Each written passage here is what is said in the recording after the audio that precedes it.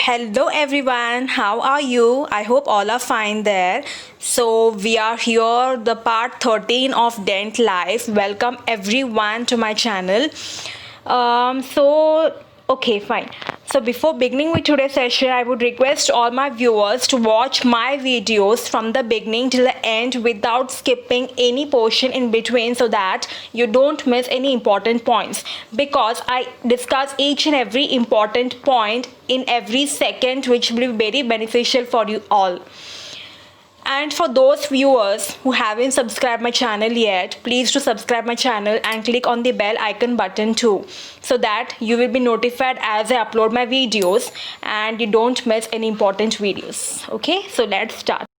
So let's see which all bones are affected in a facial bone fracture. Frontal bone, nasal bone, maxillary bone, zygomatic bone, and the mandible. Here are some causes of the usual fractures, that is road accidents, fall from height, assaults, sports injury, and in children as well during playing, etc. So how to judge the fracture site or the fracture location? For to judge in eyes, we have to palpate the orbital margin, especially the orbital floor. To judge the fracture of the nose, we have to look for the external deformity of the nose. We have to palpate for the bony crepitus. Crepitus is nothing but the crackling or grating sound which is usually caused by the rubbing of bones on each other. And we have to look for the septal hematoma and the SF leak. Next is the middle third of face. How to judge the fracture of it? We have to just palpate the bony contour of the face. The fracture of the mandible, we have to judge it if there is any presence of the blood stained saliva, or we have to check for the TMJ tenderness. So these are the ways to judge the fracture of different parts of the face. So let's see the various types of the facial fractures. These are the zygomatic, Le Fort 1, Le Fort 2 and Le Fort 3. Here is a pictorial representation of a zygomatic fracture. The blue color thing which you can see is the zygomatic fracture, okay? Rest all is the frontozygomatic suture, zygoma, zygomatic arch, infraorbital foramen and the maxilla, which are the common structures. So now I will include this picture into the slide, wherein I will be explaining the clinical features in detail so that you will be able to correlate with this diagram, so that it will be very simple for you to memorize. There is flattening of cheekbone, prominence, and the paresthesia in distribution area of the infraorbital nerve. Now what does paresthesia means? It is nothing but the tingling or the pricking sensation which is caused by the pressure on or damage to the peripheral nerves. The next clinical feature is diplopia and the restricted eye movements.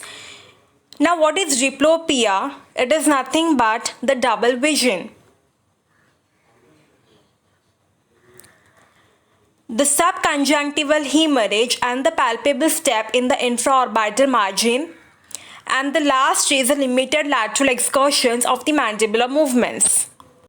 So as you can see here that most of the clinical features are somewhat related to the orbital portion, right? So please remember this diagram so that it will be very simple for you to remember all the clinical features without missing any of these. Okay, so here is a pictorial representation of the Le Fort 1 type of fracture. As you can see, the entire red color region is the area which gets affected in the Le Fort 1 type of fracture. So let's discuss what are the clinical features. As I have said earlier, please correlate whatever I am saying with this diagram so that you can easily understand all the clinical features.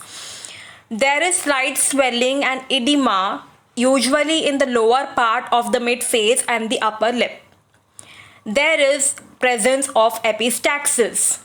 Now, what is epistaxis means? It is the bleeding from the nose, which often appears as a runny nose. There is pain and mobility of the maxilla. The nasal bridge here in this situation remains stable. The air emphysema is present in some cases. The malocclusion of teeth is also usually a very common intraoral finding which we find during the intraoral examination. Okay, so let's proceed on to the Le Fort 2 type of fracture. The entire red color region which is colored is the area which is affected in the Le Fort 2 type of fracture. So let's learn about its clinical features. There will be a marked facial edema. There is nasal flattening, traumatic telecanthus, epistaxis or CSF rhinorrhea. Now, what does CSF rhinorrhea mean?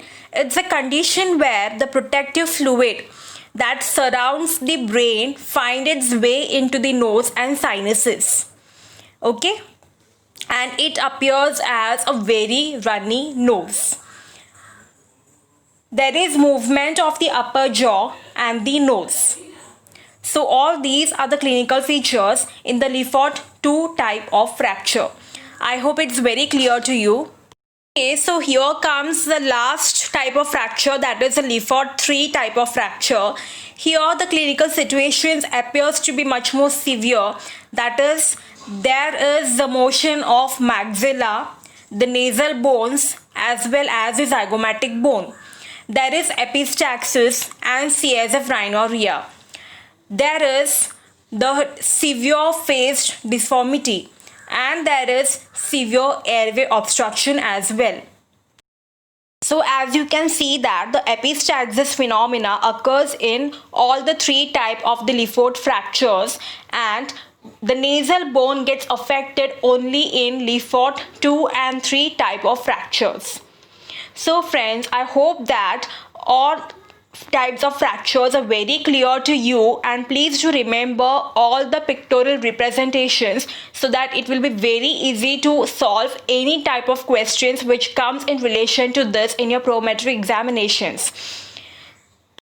So thank you all my dear friends for watching this video. If you have enjoyed watching this video, please do not forget to like and share my videos, and also please give your valuable feedbacks so that it will be very helpful for me to go on and proceed with much more important topics for you all people, which will be very beneficial for those preparing for different prometric examinations and for the dental students to understand various concepts. So till then, take care. Bye.